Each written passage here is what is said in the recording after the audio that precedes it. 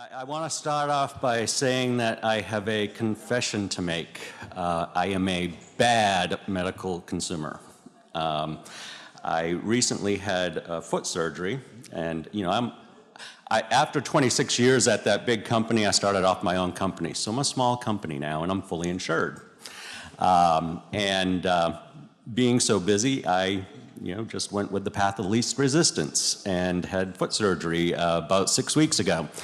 And last week I was happy enough to get my EOB from United Healthcare, and showing that my anesthesiologist was out of network, and they paid $350 as reasonable and customary, and said, you may get billed $14,900 from this anesthesiologist. And I thought, well, this is great. I guess I need to do my homework a little bit better. But the good news is today my feet are feeling really good because I have on my FMMA socks. So go get yours.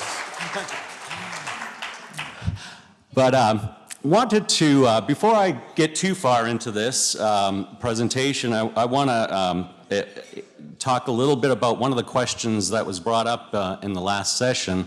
And that was from the doctor up in Michigan, and he talked about Aetna. And a few years ago in Oklahoma City here, there was a case that my company had written a stop loss on, and this case had been with United Healthcare for their administration. And a good friend of mine that I worked with in the past, and she is now working with me again, was working for a broker at the time, and she called me up and she said, well, they want to do this bolt-on. The group wants to bolt on these KPP providers onto their United Healthcare plan, but they're saying the stop-loss carrier will not accept this. So she was smart enough to call me. I said, no, don't blame it on me. I love this product. It's not me, it's actually the administrator that's doing it. And they're doing it for a couple of reasons. They are doing it because of their contracts. They're afraid that if they start allowing people to go to facilities that are not in network, that it will upset their network for contracts. And the other thing is, they're so large and so automated, they don't know how to process these claims. And that's a big issue for them. But in the end, they ended up accepting it. So United Healthcare is now allowing some cases to bolt on these KPP physicians. And Blue Cross here in Oklahoma is also allowing some of these bolt-ons. So it can be done. So the communication between the providers, the TPAs, the brokers, in getting this all done and forcing their hands is really important to push this movement along. So wanted to just point that out. I've been underwriting stop loss for 28 years now. I've seen a lot of changes. Back when I started, there really wasn't much of a network movement, and then I've seen it go from good to bad to worse. And now we're in a situation, we've been in a situation for a long time that is really helping the facilities to make more and more money, helping the drug companies to make more and more money. And we got ourselves in a pickle in this industry. And we need to change that. And the FMMA is definitely doing that. They are making a huge movement and a push into this. I've been working with Jay Kempton for about 16, 17 years. And I was working with them when they first came out with the KPP physicians. And when you start looking at this, you think, well, what is this? How do we actually underwrite for this type of program? But it makes sense. And actuaries can tell you all day long, well, if you don't give me data, then I can't do anything with it. But I'm not an actuary, luckily, and I said, well, I think this is worth something, and I'm going to give it a shot. And so I started giving credit for this back when they started KPP. and it's worked great. The loss ratios are great. The consumerism is great. So everything works out good. You have to have that gut intuition in order to take that leap of faith in this industry and believe in what should work, and this does work. So I want to start off a little bit by going into what is self-funding. Just do a quick recap of this. There are some people that are new here this year that weren't here last year, and I learned last year that a lot of people didn't quite understand self-funding and stop-loss. So just a couple quick slides on this.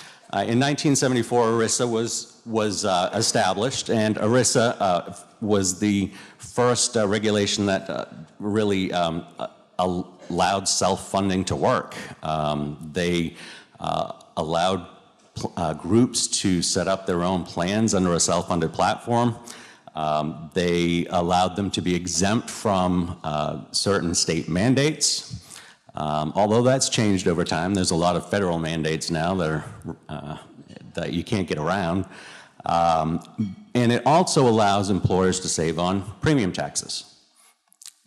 Because a lot of that, well, a pure self-funded plan is one that actually pays all their claims and takes all the risk. So somebody that is a pure self-funded client with no stop-loss involved avoids those premium taxes because they're not paying premiums to an insurance company. ERISA also defined the fiduciary responsibility of the employer.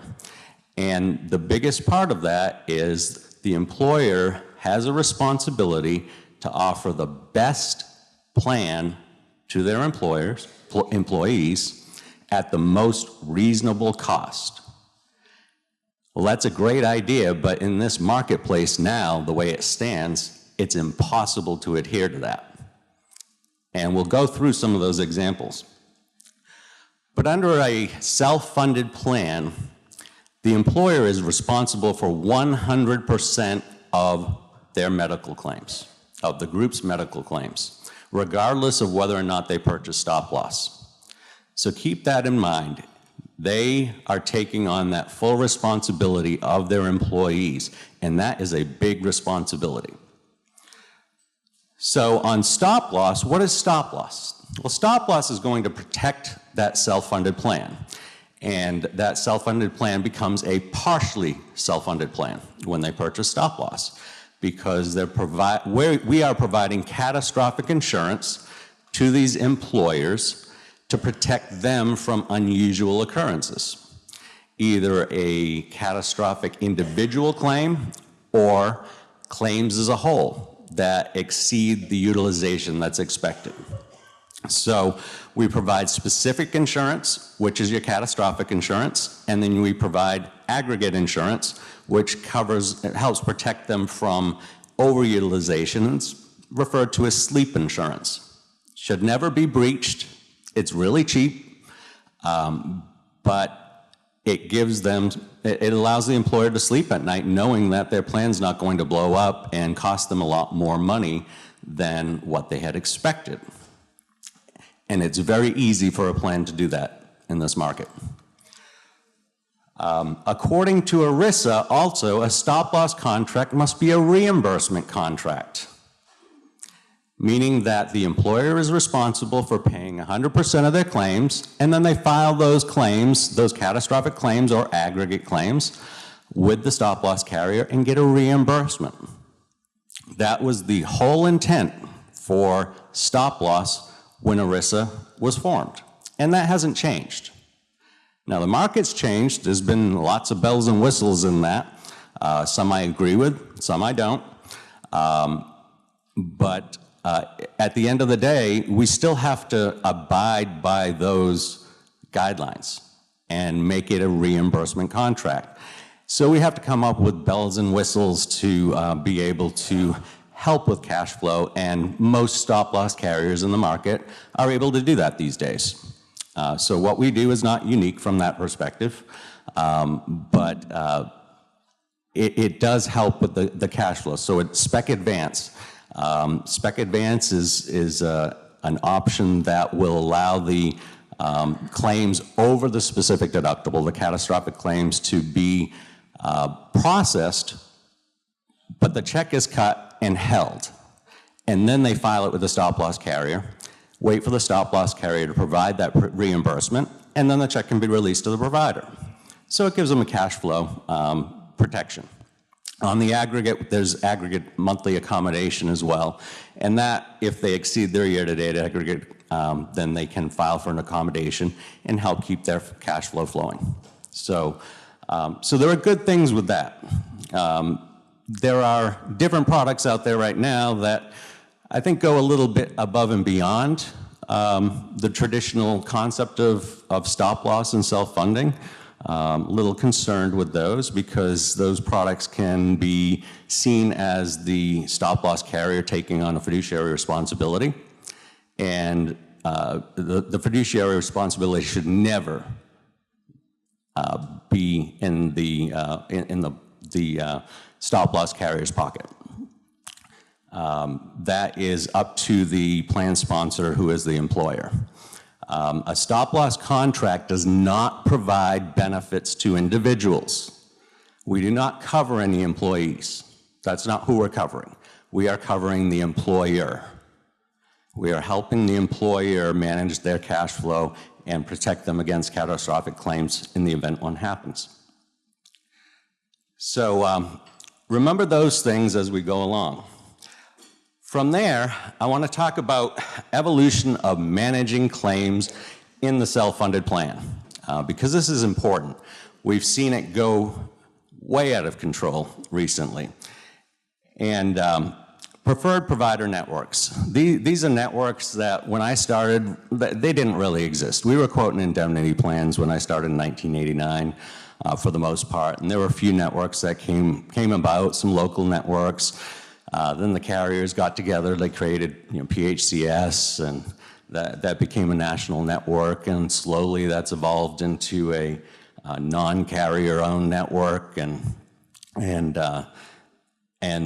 they're pretty good, but the discounts aren't all that great.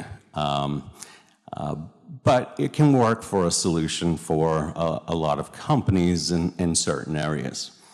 But when the movement started, contracts were based on different things. We had DRGs, diagnosis-related groups. Well, that's a good way to structure a contract because you have a known cost. It's defined. You have capitation arrangements. Another great thing, defined cost. But then you also have a discount off of billed charges. Well, that worked great for a while until the hospitals caught on. And they caught on to self-funding. And they said, well, billed charges can just go up. And then you're out of control. And that's what's happened. So as hospitals and providers continue to feel the squeeze of these PPO contracts, they started pushing back.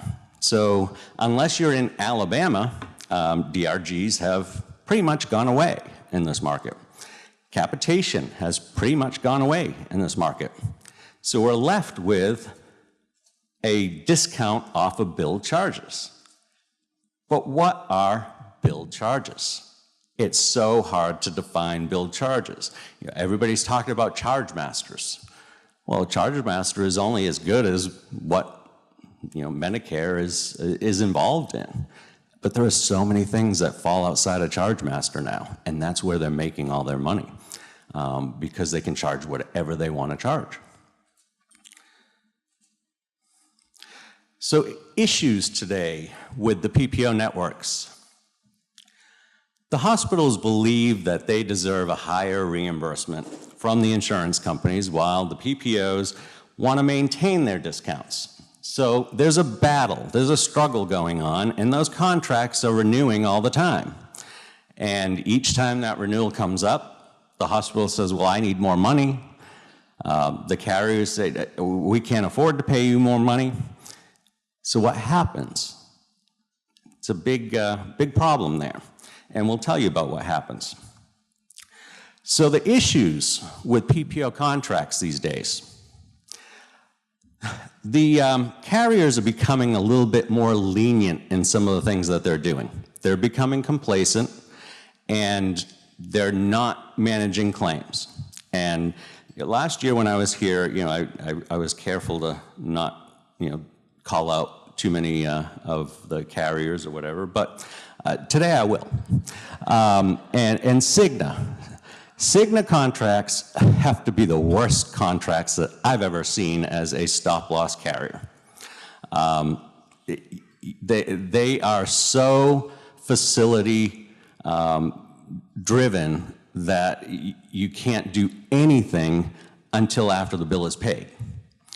It makes it very difficult to manage any claims. A few years ago, Cigna was feeling the squeeze, and in order to maintain their discounts, they had to give up in other areas, and that was managed care. And a lot of TPAs now have access to Cigna for their networks. Well, the discounts are good. I'm not going to deny that the discounts aren't good, but the contracts are so prohibitive when you're dealing with a Cigna. They do not allow you to audit any of the claims. You can't do anything with any claim under Cigna until the provider has been paid, and then you can pursue if you want to pursue. Well, what happens on those bills that have charges that are not medically necessary, charges for things that were never performed? All those have to be paid up front the way the Cigna contracts are written. And that is so dangerous. And it costs so much money to fight that and try to get the money back. So it's adding more levels of cost. Unfortunately, I have to do business with the Cigna network. That's just part of the market now. But anytime that I can get away from it, I will.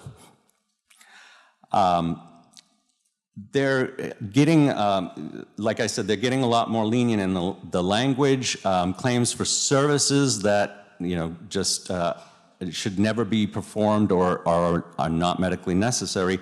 I see them all the time in these claims that come in. And I've seen some conflicts between TPAs and the Cigna contracts. I saw one a couple of years ago where the TPA actually had a reasonable and customary provision for in-network claims. But most TPAs now in-network are saying, well, reasonable and customary is defined as what the PPO will allow. And that does not allow the plan to do its fiduciary duty. If you're allowing Cigna to dictate everything that you can do, you can't do your fiduciary duty. And I saw this a couple years ago. There was a claimant that was going to Stanford in California and getting cancer treatment. And it was ridiculously priced out there. The plan document actually had reasonable and customary wording in there that allowed for true reasonable and customary in network, which is in conflict with the Cigna contracts. Well, that put the TPA in a big pickle on that one. A new broker came in. That broker was looking at everything that was being done, found out that there was this discrepancy in the plan document, and the new broker in the group said, well, I think we're going to have to sue this TPA because they're breaching their duty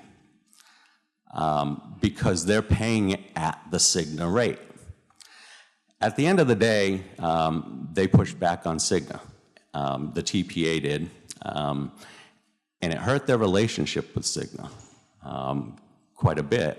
But at the end of the day, they ended up paying 25% of billed charges on that bill, which was much more closer to reasonable and customary than anything that the Cigna contract would allow. So you can put some protections in there, but it can blow up at you if you don't do it right. So what are today's bill charges? There's no consistency. The markup can exceed at 1,000%. I've seen that so many times.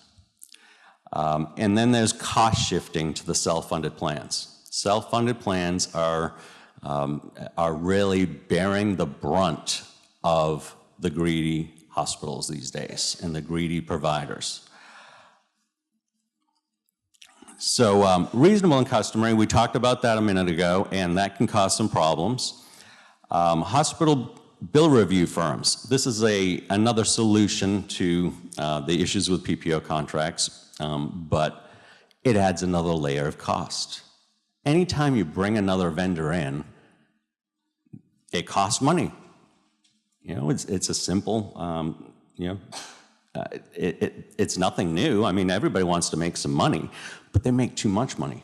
You know, some of these vendors are just really greedy these days. But they will review hospital bills for unnecessary treatment. They will review for appropriate levels of care. This is very important in neonates. Neonates, there's a lot of abuse that goes on in hospitals. And it's because either the hospital is over capacity, or the hospital is disorganized, or the pediatrician is on vacation.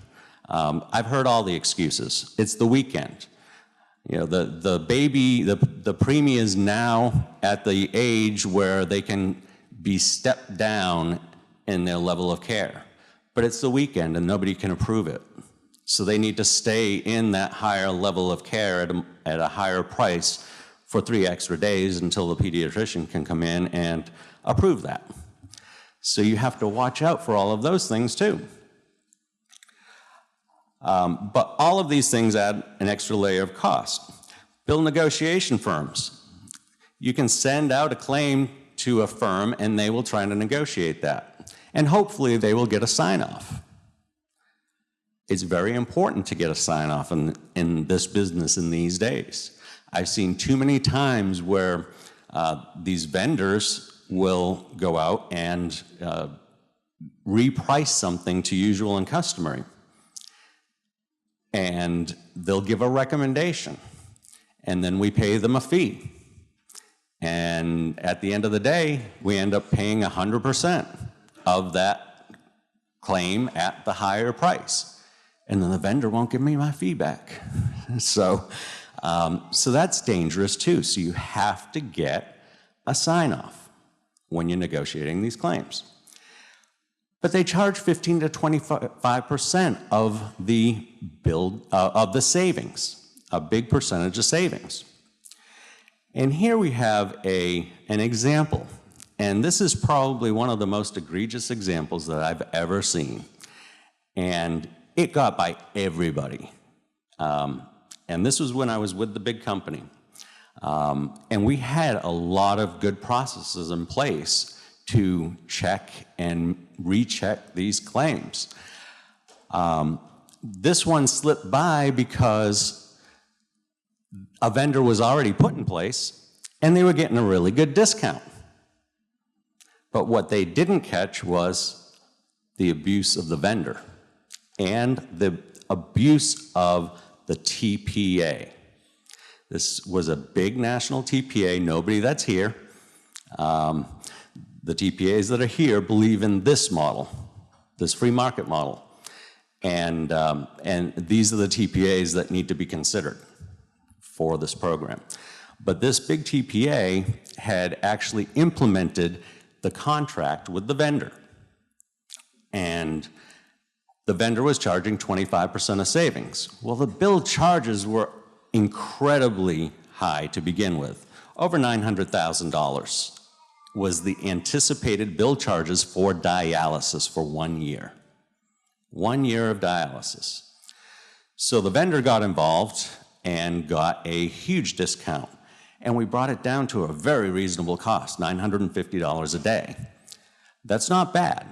It's less than 200% of Medicare, or less than or about 200% of Medicare, which is reasonable for dialysis. But as I was looking at the renewal. At this point, I looked at every renewal for my region that came through the department just to see if I agreed with our nurses' recommendations about ongoing liability on a case. And I saw this huge laser, kind of like what Jay was talking about earlier on the infusion. So this laser doesn't make sense. We get involved in these claims, we manage these claims. Why isn't anybody managing these claims? So I grabbed the claim file and I started going through the claim report, line by line by line. And every other line, it was $950 paid to the provider. The other lines in between was $1,350 a day paid to the vendor. The vendor was making 50% more than the provider was making on those dialysis services. Well, at my company at the time, we had a deal with this vendor, and they agreed to cap their fees with us. So I went to our senior VP of claims at the time, who was the best claims manager that I've ever known, and I'm happy to say that a week ago I hired her. We've got the best of the best on board with us. But I went to her and she called the vendor. Vendor said, well, you didn't put the contract in place. So because you didn't put it in place, the TPA put it in place. The TPA said, well, we don't want to impose the cap on this because we are getting a large portion of that fee. The TPA was getting that. Guarantee you, the client knew nothing about that. Nothing at all. And this happens way too much in our industry. Way too much. The vendors are so easy to pay anybody to incent them to use them. I get vendors in my office every couple of weeks, and I hear it from the vendors all the time. Well, you know, we can help your revenue. We can help your revenue. I have one revenue stream in my company, and that is the management fee that I get from my carriers to manage their business, and that's it. I will not take any other fees from the vendors because it's not fair. I want those fees to go back to the client. Don't give me the fee, reduce your fee. That's my answer. And I'm not going to change that. Not going to change it. So at the end of the day, we did address this, not only with the vendor, but with the TPA. And we called them out on it. And we told them, you know, your client will know. Your client will know what's going on here if you don't change it right now. So it was changed. And, you know, we don't want to upset the apple cart, but if you have to, you have to. It's not fair to the client. That client was paying way too much money. Solutions. Another solution is reference-based pricing.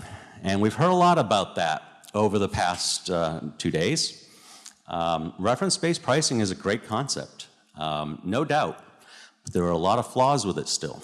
I love it. I have a lot of business that I've underwritten and priced and sold with reference-based pricing in place. And I can tell you that the loss ratio on that business is very good. But I'm seeing some things that are a little bit disconcerting with some of the reference-based pricing cases. Yesterday during Fia's talk, you know, he mentioned that it doesn't necessarily work in all places. And it doesn't. I'm seeing some of the struggles. I wrote a group in Florida a year ago.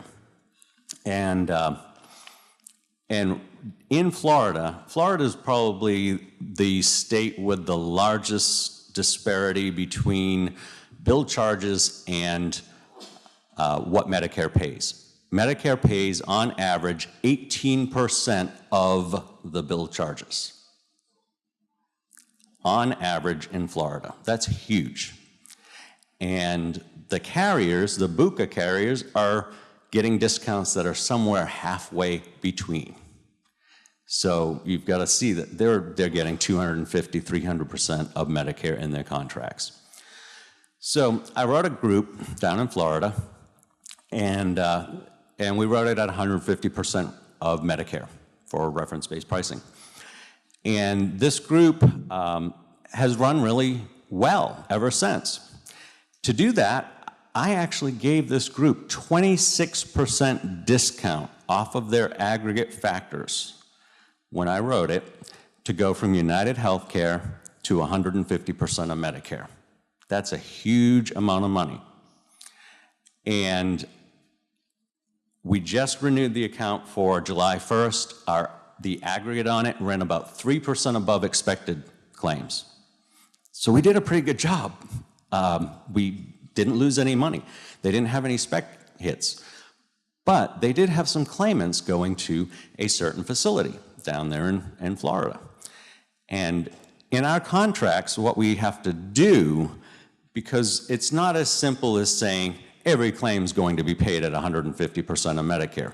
Doesn't work that way. There's always negotiations and settlements that need to be done. One of my big questions yesterday, and I've asked a few different people, and I've gotten a couple of different answers, but I think I know what the real answer is, you know, if ACA is saying that in a PPO plan, the in-network out-of-pocket maximum is $7,150 per year, and that's the maximum out-of-pocket that you can have. Well, how does that translate into reference-based pricing? How is reference-based pricing viewed? Is it a network? Is it a non-network? I don't know. You know, but if it's considered a network, well, then you can't balance bill the patient, or the employer cannot allow that patient to be balance billed. So it's very important to fight those bills, or else the company is going to end up paying a lot more money for those. Well, down in Florida, you know, we've had a couple of, we allow up to 200% of Medicare that they can negotiate without coming to us. And then anything over that, we need to approve. And we had 3 or 4 claims at the same facility, and we ended up having to settle those at 250, 300% of Medicare, which was still an 81% discount. Yeah, ridiculous. So, so anyway, we got the renewal done, and the broker says, well, I want to get these people away from this facility, and we've got a few pregnancies going on, and we'd like to direct them to a different facility. And this network has a contract in place with this other facility that we'd like to use, and they pay 250% of Medicare. And he said, so now you want to put in your plan document steerage into these facilities at 250% when I'm pricing at 150%? I said, what do you think is going to happen to your rates? They're going to go up. You can't do that. We can't use reference-based pricing to recreate PPO networks. It's not going to work. We have to stick to our guns. And I'm a little concerned because I think that we're getting a little complacent on some of these reference-based pricing claims and not trying hard enough to negotiate with these facilities. And I asked the broker, has anybody called this facility about reference-based pricing? Forget the network that they already have the contract with. I want the reference-based pricing vendor to contact that facility and let them know how they're going to pay, and let them know we're going to direct people over to you. Are you willing to accept this? Don't just give in. That's not the purpose. So we've got to get away from that. So there are parts of the country where I think they start to get a little bit complacent. It does work, but you've got to keep on top of them in order to make it work. So how does transparency in hospital billing impact the current state of health plans? Well, it eliminates excessive bill charges. And by transparency, I'm talking about what the FMMA is doing. That is full transparency. 100% of the benefit is getting paid. There's no negotiations done. There are no network fees. because these are all willing providers and they're documenting their cost out there.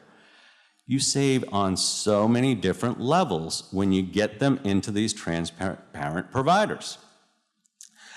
So if it's eliminating those excessive bill charges, it's helping the self-funded employer abide by their fiduciary duty. And that is giving the best coverage at the cheapest price. It eliminates the need for bill review and the costs associated with the bill review. Every time you review that bill, there's additional costs, and they all have to be covered as a loss expense under the stop loss. So we do allow those. It does cap the protection, but if it starts to get out of control, that cap every year has to increase. So we've got to watch that. This eliminates those issues. Same thing with bill negotiation vendors. And by eliminating the threat of patient balance billing, it creates great employee morale. So your employees aren't running to their HR director saying, what am I going to do? You know, I've got this bill and how am I going to solve this situation? Well, in reference-based pricing, in my opinion is, well, they shouldn't be that scared of these balanced bills because the employer, in my opinion, has that obligation to pay that. Because I do believe that they are still subject to that $71.50 out-of-pocket maximum. But there's still some gray areas out there, and we need to resolve those gray areas. Impact of the hospital. Hospitals want their money. They want it, and they want it now. So it eliminates long waits to collect their money. There's less to no out-of-pocket for the claimant. That's a great deal. And what Shauna was saying earlier, about how happy her employees are, the employees of her plans are, because they get great care at a reasonable cost to the plan, but it also eliminates their out-of-pocket. And we know where out-of-pocket maximums have gone. $7,150 is a lot of money, especially if your employer is not paying or contributing to your insurance premiums. So you're already paying the premiums, and then you have to pay for your out-of-pocket on top of that. It really adds up these days. And it's very easy billing to the plan for the payment. When you have a transparent facility like this, and we've worked through some claims already, and Jay Kempton was great in helping us resolve the very first one we got in, because nobody's perfect. Even the facilities in here can make mistakes. It happens. But we got our first claim in, and there are no UBs. So you can't look through the UB and try to figure out what's going on. You get an invoice. So how do you verify whether or not this invoice is correct? As a stop-loss carrier, it's our responsibility on behalf of the carrier, or as an MGU, to audit those claims to make sure that the administrator has paid them correctly. And so we looked at this and we asked for the clinical notes on this claimant. And the clinical notes, we compared those to the diagnosis code, the CPT code, and the CPT code was with complications. Clinical notes had no complications at all. So it was upcoded to a higher code, and happens all the time. There are billing errors constantly with every hospital. And I don't think you can avoid that. But Jay Kempton made a quick call, said, I think we billed this wrong. Can you take a look at it? He said, oh yeah, somebody put the wrong code in. I'm gonna send you a new invoice. Just like that, got a new invoice, got it reimbursed, no time. The money's changing hands quickly, and there's really nothing more you have to do. So it's great for all parties. Impact to the patient. When you have a transparent facility, well, you don't have any concerns over balanced billing. So if I went to a transparent facility, 6 weeks ago for my foot surgery, I wouldn't have had that, lovely note from United Healthcare saying, well, they may bill you $14,900 for the anesthesiologist. So they have the comfort of knowing that they're receiving quality care. FMMA is not about bringing in lousy providers, lousy practices that have lousy quality of care. They bring in the good quality providers into this program and that are willing to do this at a reasonable cost. So they don't have any worries. A couple of years ago, I went home, and I live in Atlanta, Georgia.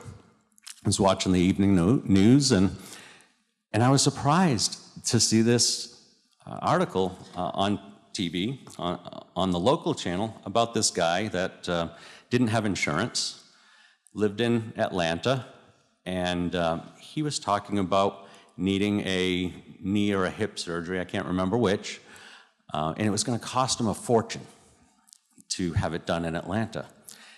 Well, somebody let him know about Surgery Center of Oklahoma, and he was on there talking about his experience going to Surgery Center of Oklahoma from Atlanta and how it saved him 2/3 of what he would have paid in Atlanta for a cash price for the surgery. And I was really impressed. I said, wow, they're reaching all the way over here. Even to the uninsured, they're reaching all the way over here. That's quite an outreach. Anyway, back to the impact on the patient, they have satisfaction knowing that they have quality insurance and that they don't have to worry if something happens to them.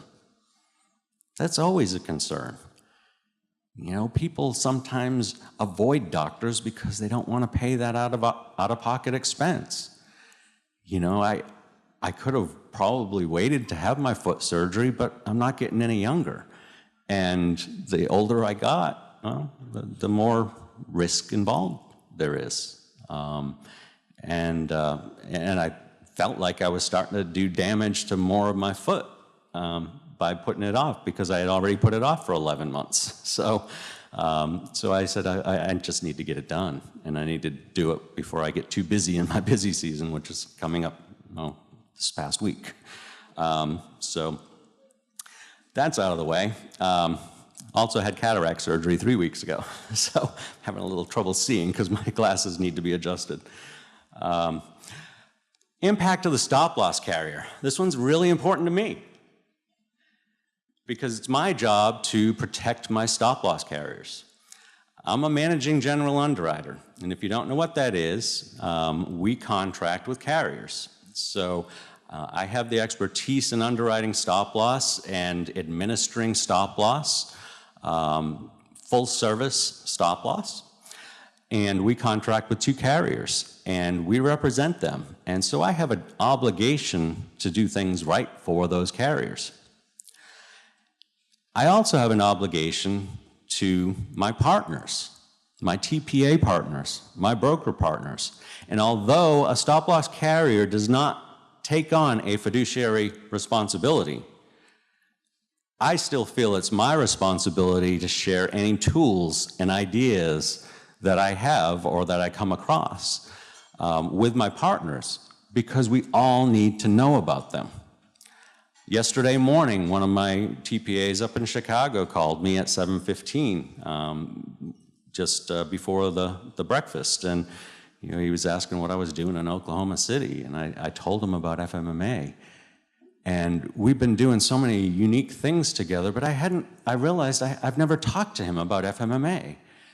So you need to go to their website right now, because you're under the same mindset as me. And we're looking for the same solutions. and you need to get part of this. You need to become part of this.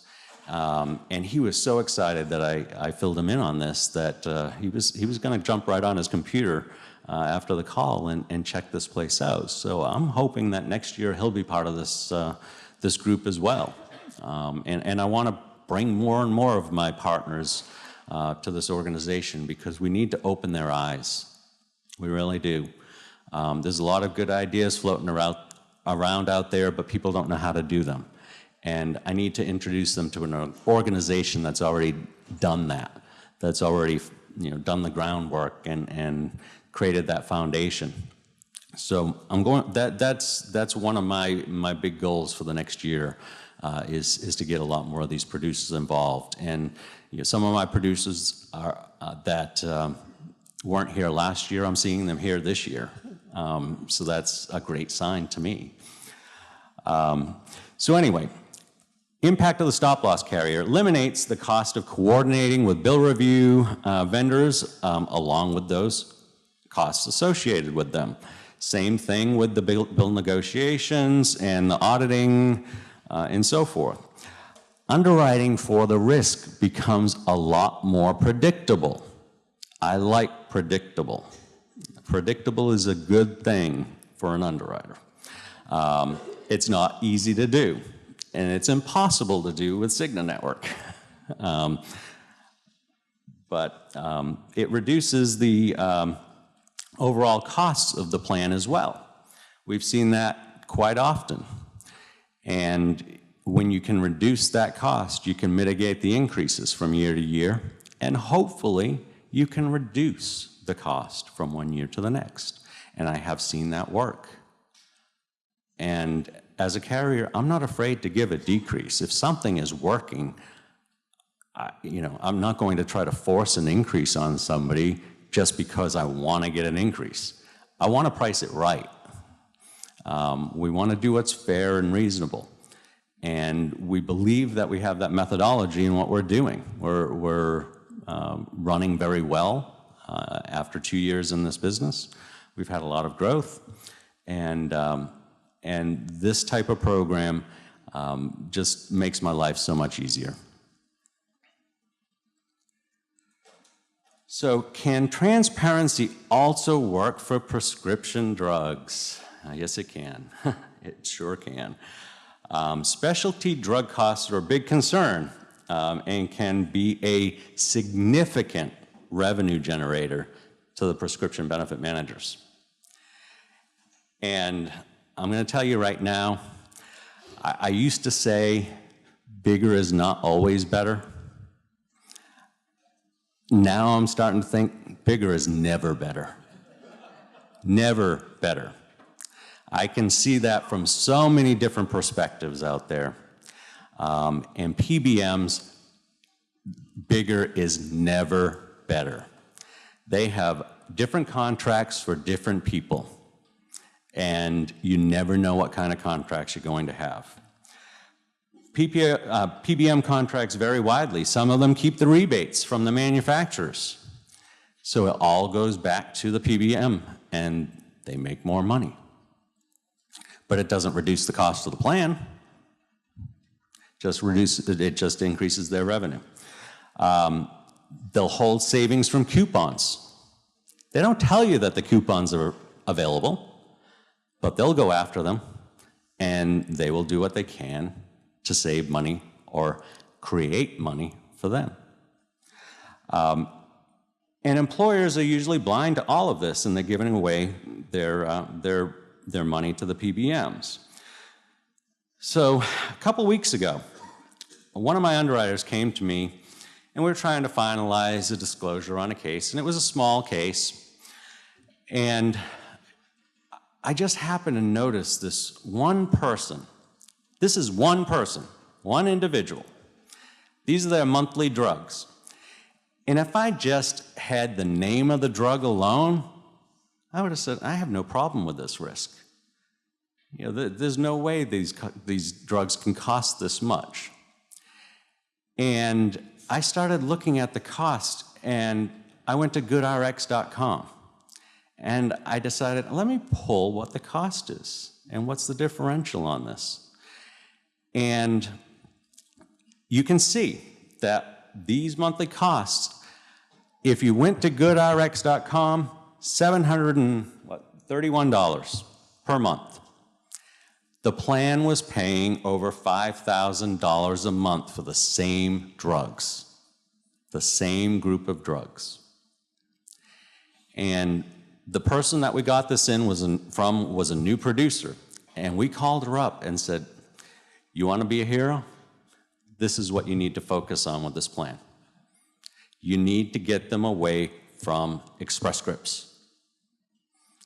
Express Scripts is one of the biggest abusers in the PBM industry.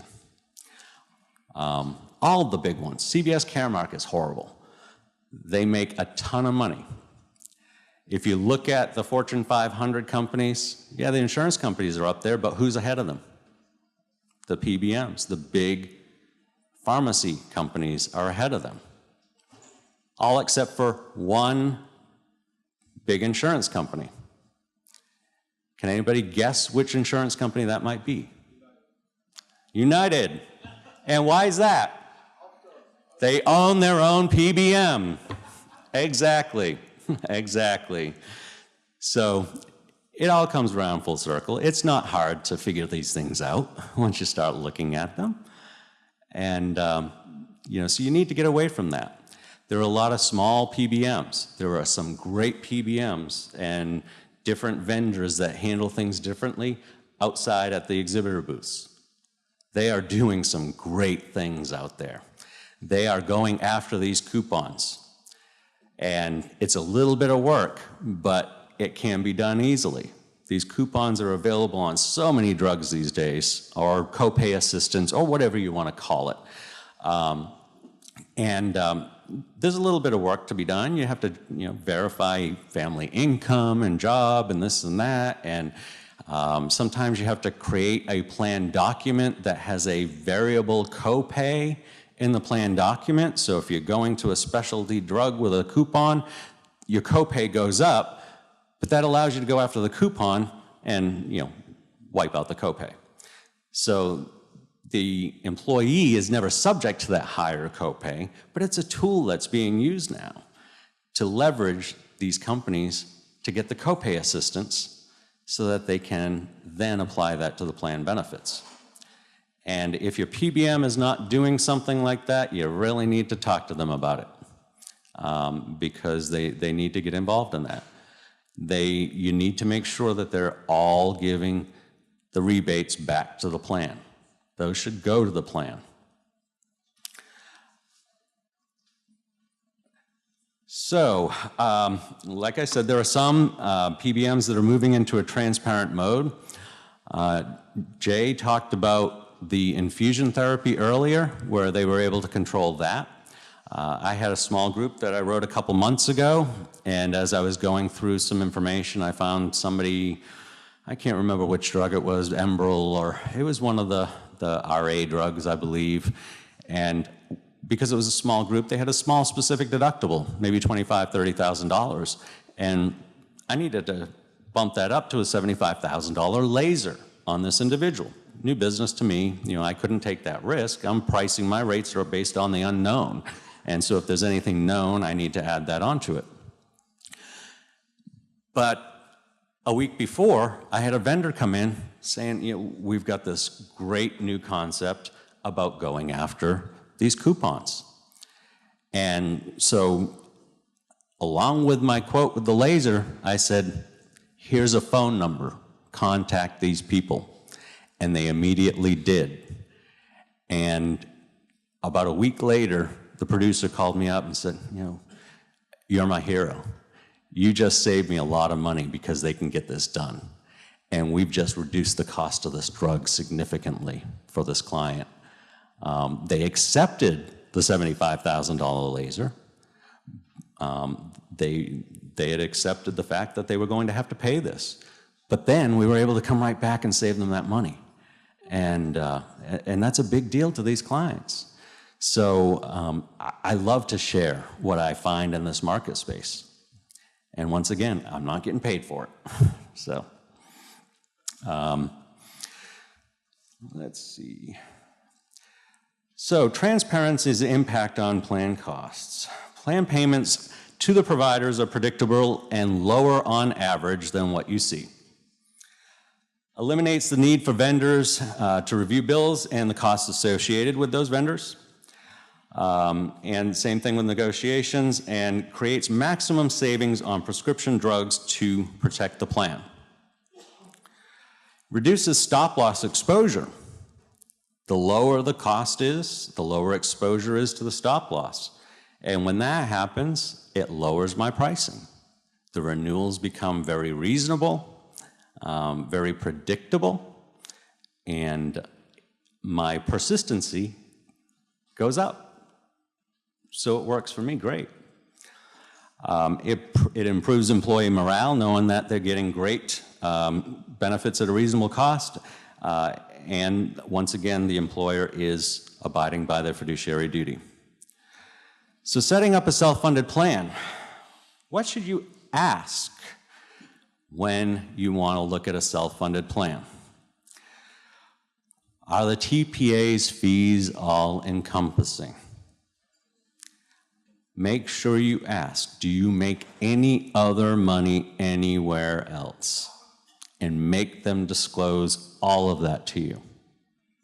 Don't let what happened with that dialysis claim happen to you. Does your stop-loss provider generate any revenue from vendors that are being used? The good ones don't. My old company didn't either. And that is a very good thing on their behalf. But they don't need to make any more money. They're huge. So will the plan allow the employer to fulfill its fiduciary duty to the employees? Ask about your PPO contracts. And are the fees the PPM are quoting all-encompassing? Get a PEPM, PBM that is completely transparent, and then you don't have any worries. Another thing here is if you're going into reference-based pricing, how are those vendors being paid? The vendors for reference-based pricing vary significantly from one to the other in the types of services that they provide, as well as how they get paid. You have vendors that are fully transparent that will quote a PEPM, and you have vendors that collect 12% of billed charges as their fee. Well, when you don't know what billed charges are, how do you know what your fee is? Well, all those vendors require that the stop-loss carrier include those fees under the stop-loss as a reimbursable fee. Makes sense. So that's how you cap your exposure there. But how do you price that? It varies so much from one area to the next that you just don't know. If you're in Maryland, for instance, the billed charges are quite low compared to Medicare. I think Maryland requires no more than 135% of Medicare. You cannot get paid more than that. So reference-based pricing doesn't work there. Don't let anybody try to convince you it will. In Florida, though, when it's 18% of billed charges that Medicare is paying, that's a huge disparity there. Even if they were doing it as a percentage of savings instead of a percentage of billed charges, that is a huge amount of money. If you're saving 81% and then paying 12% of that savings, that's a huge dollar. And so we have to keep an eye on what's going on. It makes my job a little bit more complicated because not only do I need to pay attention to how much they're charging, I have to pay attention to the spread between Medicare and billed charges. Because the bigger the spread, the bigger the fees are going to be, and I need to account for those properly in my underwriting. So there are some challenges still to be made there. I keep talking to some of the reference-based pricing vendors that are doing a percentage of bill charges and keep trying to convince them you need to come up with a model that is fully transparent and on a PEPM basis. Some of them are hesitant. Some of them are saying, hell no, I'm not going to do it because they're getting very rich. I've got to be cautious with all of those. So anyway, questions? Anybody have any questions? What's the standard deductible on the stop-loss policies that you can get? How much are you typically under before it kicks in? You know, it all varies. Some states have their minimums, so you have to go by their minimums. Our policies, we go down to 20,000, so that's our minimum threshold, but you can go up to $1 million, depending on the size of the group. Generally, the rule of thumb is you take their expected claims, which is, and somewhere between 5 and 10% is where your specific deductible should be. You want it high enough that you're not, that the stop loss isn't being used as a source of revenue for the company. You need to have that right mix of risk versus reward under that. But when you get up into the bigger companies, it falls below that 5%. So it could be all over the place. But some, like California is, what, $40,000. There are a few states that have higher minimum deductibles, but those make it prohibitive for small groups to self-insure in those states. And there are different states that have different regulations that they keep coming up with to I really think they're trying to keep everything in the small group market under the fully insured, which isn't good for the employers necessarily, but they're making it cost prohibitive for them to self-fund in some of these states. So, let's see, over here. I do have a couple of questions. Did you say 12% of billed charges or? Billed charges, yes. Not of savings, but of billed charges. Wow. Yeah.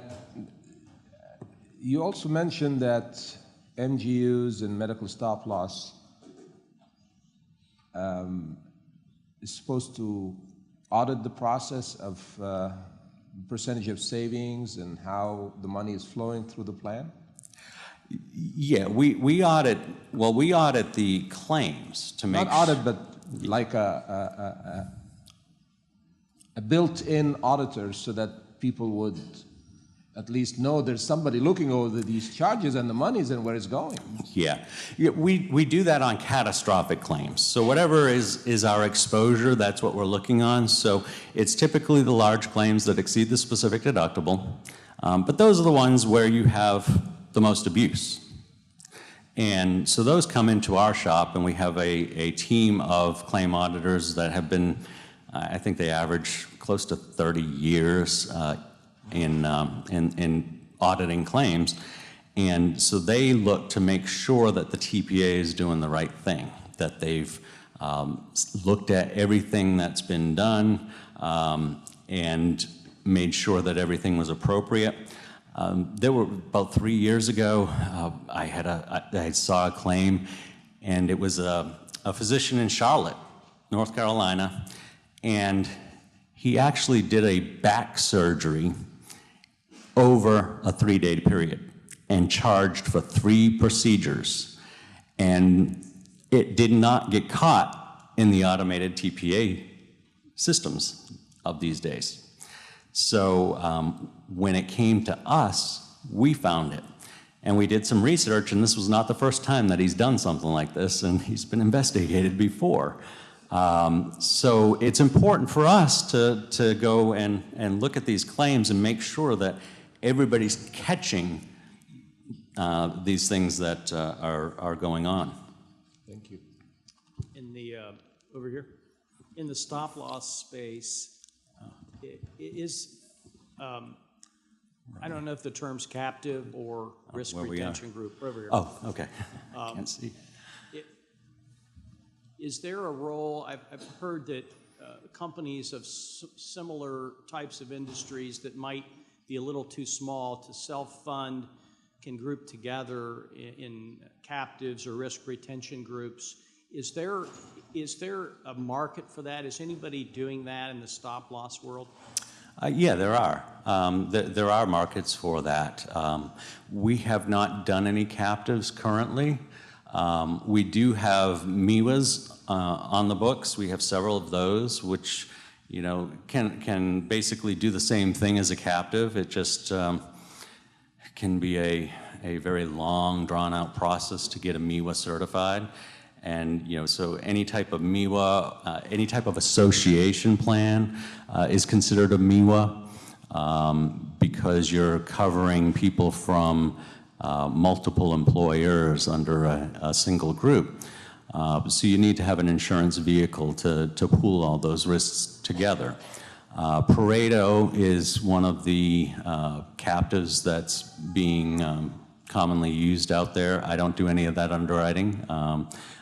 My prior company actually does all the underwriting on those risks. So is it one plan then, or is it multiple plans? Yeah, it can be multiple plans. You can actually design your plan any way you want, and your risk level in a captive can vary as well, meaning that your underlying exposure up to the first level of the captive could be higher than some of the other participants in that captive, but your layer within the captive would be the same. So you're sharing the same amount of risk within that captive layer. So it does work very well, and we are working on a couple. We don't have any on the books right now, but we're working with a few producers right now to put together some captives, and we're hoping to have those up and running for October 1st. But we're not creating our own captive per se. Typically, we're working with captives that have been established, and they've already set up the upfront money, a couple $1 million to fund for the reserves and so forth, and they get their own captive manager and their own actuary to put it together. And once that's set up, we can write the stop loss over that. I would suspect as we grow and expand, we'll be looking at doing our own as well. Good morning, thank you. I think a lot of what we're talking about here today is ideally we'd like to see transparency drive competition, but I think the reality is competition drives transparency. And what I mean by that, you gave that example, the $6,000 dialysis, and that got reduced to a little over $2,000. And we're all sort of taken aback by how much money the vendor took out of that interaction. But I think it's lost a little bit that they lowered the price from $6,000 to $2,000, but they've left a lot of money on the table, and there's an opportunity for somebody else like yourself to provide value and say, look what happened here, and that's what drives it down. And as the speaker said last night, men aren't angels, but at least if you give them freedom, the freedom will drive the competition. But the question I have for you is, it seems to me that part of the problem is the buyer. These big companies, I don't know if they think, and I'd like to know what you think, if they don't think they can understand what's going on. I mean, these are big businesses, and a big chunk of it is going to their healthcare benefit. And I think if they more aggressively pursued, how they could lower the costs, that would drive the competition, the transparency. What is the biggest barrier to that happening? There are a few barriers. One of those is the fiduciary responsibility, and carriers trying to stay out of that fiduciary responsibility. Meaning that the stop loss carriers, it's not their position to direct plan assets, and because of that, there's that gray area there. My old company was very much, into stating we're not going to be a fiduciary. On that dialysis example, my reaction was I want to call the provider and I want to tell them to just bill the plan $1,100 a day, and they'll get paid $150 a day more than they're getting paid now, and it'll eliminate all the vendor fees. But it was also my old company's biggest TPA relationship, and I couldn't do that to my old company. Now I'm my own company, and I get to choose the partners that I work with and the TPAs that I'm working with, and I want to work with the quality TPAs that understand this and are moving into this transparent mode. And I want to build those good relationships where I can call that TPA and say, look, you need to do a better job.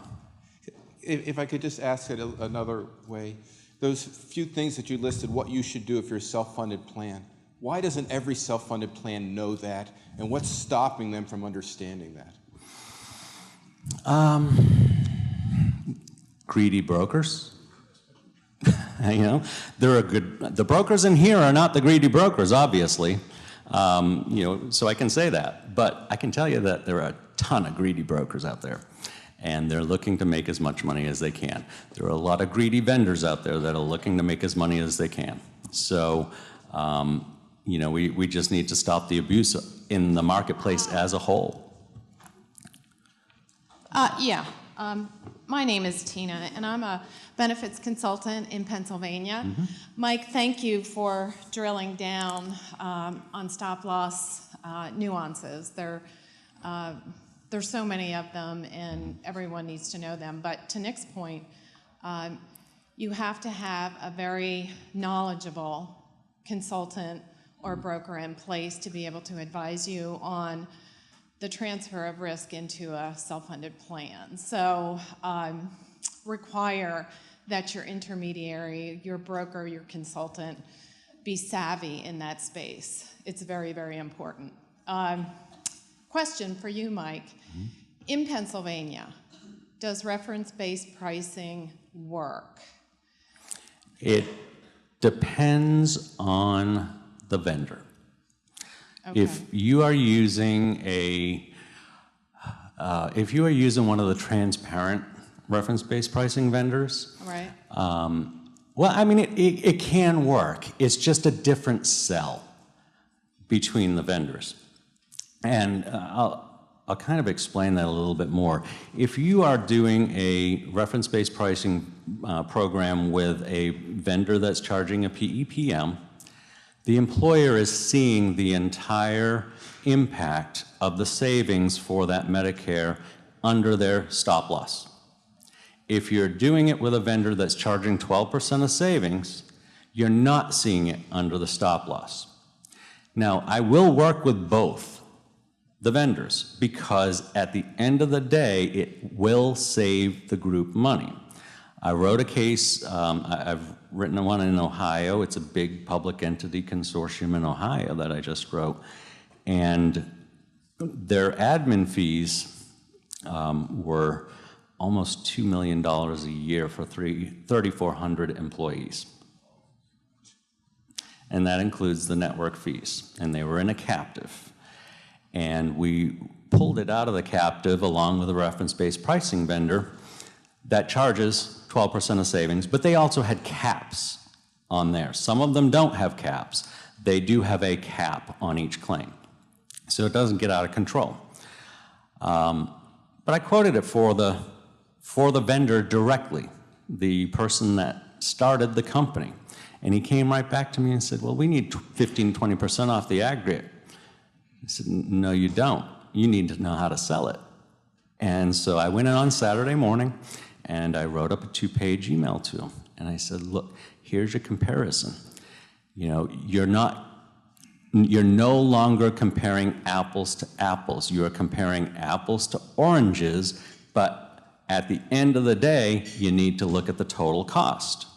And when you look at the total cost savings is there, and it's great. But I can't pull that all out because now you're expecting me to pay all your fees under my stop-loss contract. So you've just diluted that savings at 125% of Medicare. So if I was to use a vendor at 125% of Medicare with a 12% of billed charges versus a vendor at 150% of Medicare with a PEPM that doesn't fall under the stop loss, that one at 150% is going to show you better stop loss rates and factors because we're not picking up those fees. And you're then able to compare that apples to apples with the other self-funded arrangements that are going on out there. So everything's falling under the same pockets that you're used to seeing it under. If you can get past that other barrier and sell the concept and the total cost, then it will work there too. But in Pennsylvania, it's not a whole lot of savings over the BUCAs. But that said, that's just the discount alone. That doesn't include other things. And those other things are managing of claims. So if I was quoting reference-based pricing against Cigna, I know the reference-based pricing, the TPA is going to manage those claims. Cigna's not going to. With the change in Cigna, what they've done by eliminating their, most of their true managed care guidelines, I have seen differences in North Carolina, for instance. I've seen where a TPA using their local network that might be 5% lower, or Cigna's 5% better than their network in discount alone. But on a block of business, the TPA is managing days per thousand to 160, and Cigna's managing it to 245. Well, that 5% goes away very quickly when you have people staying in the hospital longer because the managed care goes out the door. And I truly believe that TPAs now, I didn't believe this probably 5-6 years ago, that TPAs were, were going to survive this. I was wondering how can they survive, doing this because they don't have the tools, except for Kempton, and now there are a lot more that are getting on board. And my goal at Creative Risk Underwriters is not to work with the ASO carriers and provide stop loss to them. I want to work with the TPAs, and I want to work with the TPAs that are trying to do the right thing because I think that's the future. And I want to do my job to help them out to make this successful. Where are we? Got one more right here. Oh, right there. I'm Jory Zunick. I'm with Slart Health, the TPA in Minneapolis. Mm-hmm. And this question actually is, this is expanding on one of your points, which I want to say.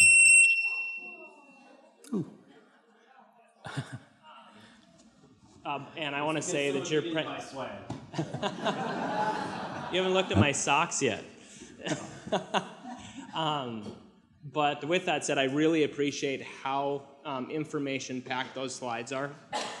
And for all of the self-insured employers or employers who are here, hold on to this because it's full of very important information.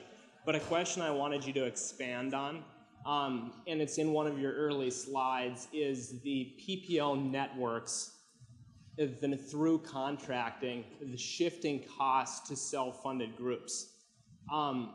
Then that's extremely troubling to me, and that's something that very few people understand, and I just wanted you to expand on that a little bit more because I think it's important for the employers here.